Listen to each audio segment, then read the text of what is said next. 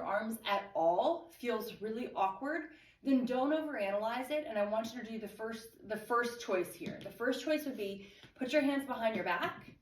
Or if you're gonna wear like a jacket, I don't know how dressy this is, if you're gonna wear like a suit jacket or whatnot, you can play around with like if there's pockets, put your hands in your pockets of your jacket or in your pants. You can even hold on to the lapel. A few things like on the part where it says strolling down the avenue, you could like hold on to the lapel here. I just put my thumb forward. Don't do that, sorry, that's not masculine. You would put your other hand either in your pocket or like behind your back. Typically, if we were in the studio together, we would start out with our hands behind our back. And the reason why is because it means one less thing where our brain has to focus. So don't think about the arms so much as just getting the footwork in. The arms are gonna flow. So if you find that on certain steps, arms back here is helpful, then do that. If other steps, arms back here aren't helpful, then just take them out and let them swing.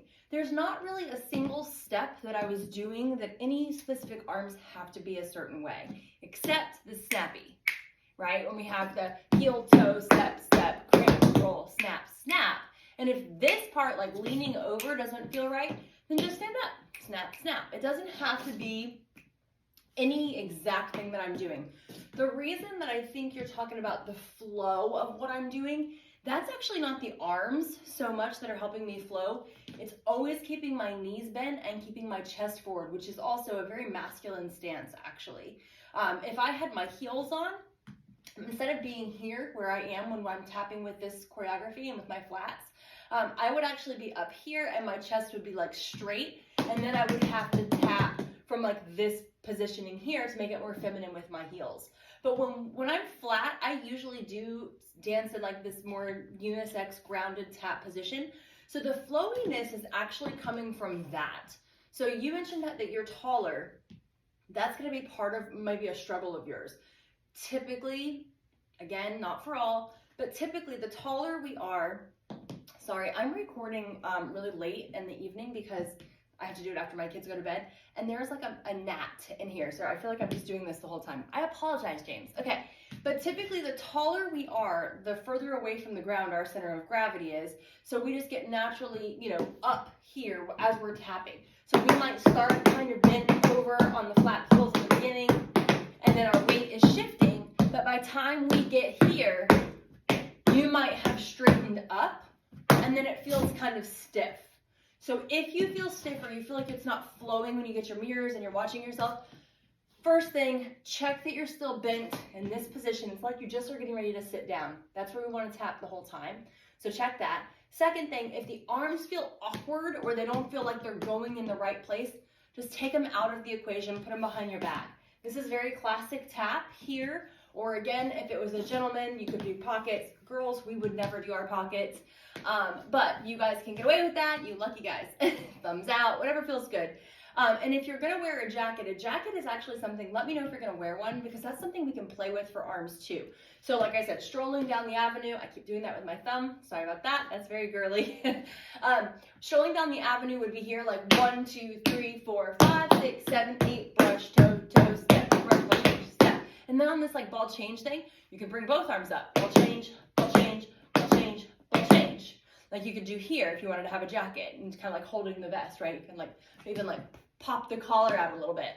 Or if you're not going to wear a jacket and you're doing just like the strolling part, you could, kind of go here, just strolling down the avenue. So yeah, and the arms can stay here. And then on the ball changes, you could kind of flick your hands, ball change, ball change, ball change, ball change, and kind of like raise the height. If that's too much choreography with the arms, you could just keep your hands straight. This is another thing that might be like kind of, if I do it, I apologize, but I would maybe flex my wrists as a girl, like ball change, ball change. You would not do that. You would keep your hands nice and straight. Or if you want, you could even keep your hands down, ball change, and kind of throw your arms down here.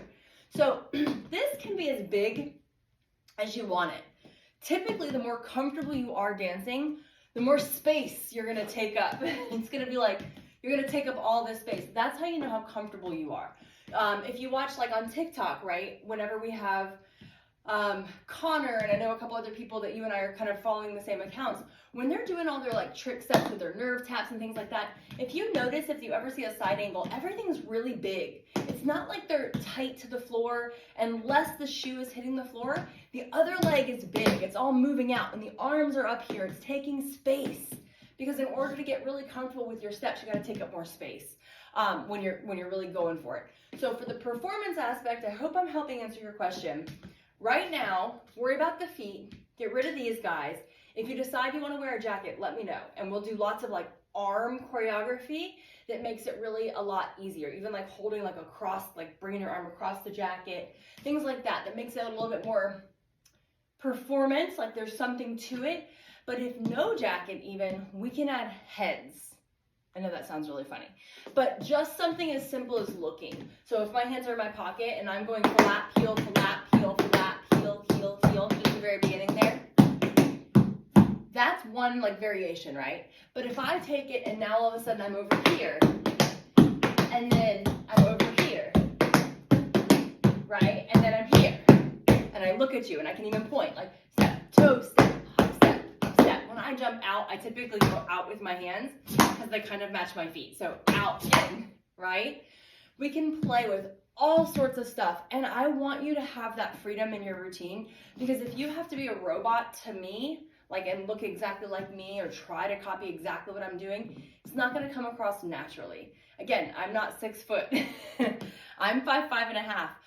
And so again, being the girl, but most important, I'm doing what feels good to me. There's arms that I learned with some of these steps when I was a kid, like flat ball change arms were always here. And then they became here for me as I got like into more musical theater stuff. So I don't even do these arms.